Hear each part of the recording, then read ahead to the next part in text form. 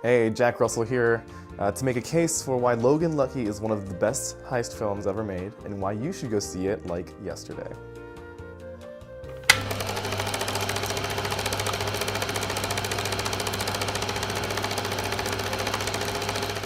It's been a great summer for heist films. Hot on the wheels of Baby Driver, Logan Lucky offers a refreshing parody of the genre it occupies, which is certainly interesting considering Soderbergh himself established the modern heist flick formula by creating the Ocean's trilogy over a decade ago.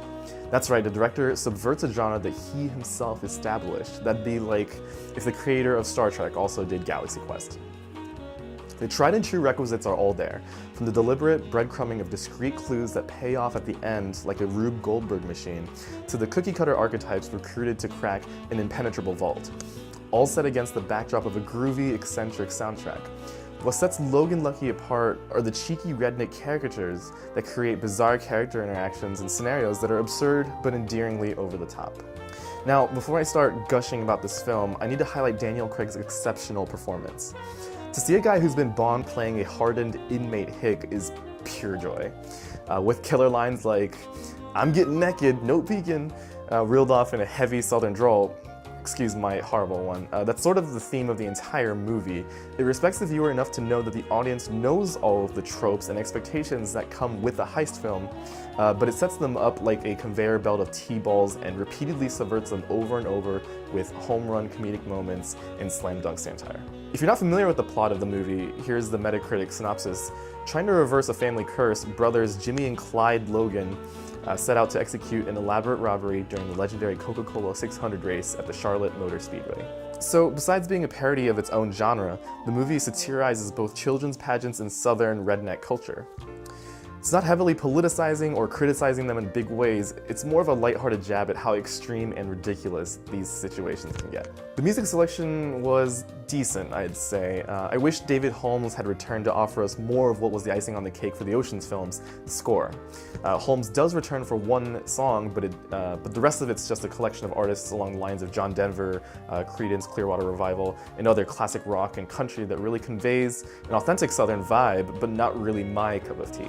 The comedy in the film isn't non-stop laughs. When the laughs do come though, the highs are very high. There's pop culture references as well, with a hilarious bit where violent prisoners stop a coup to legitimately argue about Game of Thrones trivia. So that's the non-spoilery stuff. Now I'm going to spoil this movie along with Ocean's 11, 13, 12, and Baby Driver, so carry on at your own discretion. The one major gripe I had with the film was its length, and in particular what it decided to do with the extra time it luxuriated in. The heist was signed, sealed, and delivered at the 90-minute mark or so, but the film went on for what felt like another 20 minutes after that. I saw a group next to me facepalm and glance at their watches as if to say, the heist is over, how much longer is this movie? The extra time introduced brand new characters and dealt with the legal ramifications and investigative work that occurred in the wake of the job. It felt really extraneous and pretty shoehorned in. Now, I've heard folks say the purpose of that sequence is to preemptively stave off cynics who dismiss the movie due to it taking place in the modern information age with forensics and surveillance. A heist of this magnitude wouldn't just become a cold case and end scot-free without consequence. But I don't think the viewer needs to be exposed to the minutiae of the aftermath. That's like getting a gift for someone on their birthday, but instead of saying, "Here you go, enjoy," you also show them the receipt, explain how you went to the store to get it, that the traffic was particularly bad that day, you got lost in the store, found it on sale, etc. ad nauseum. We don't need to be shown all of the scenes in the movie.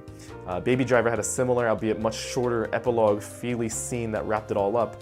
However, this one felt like a Family Guy gag.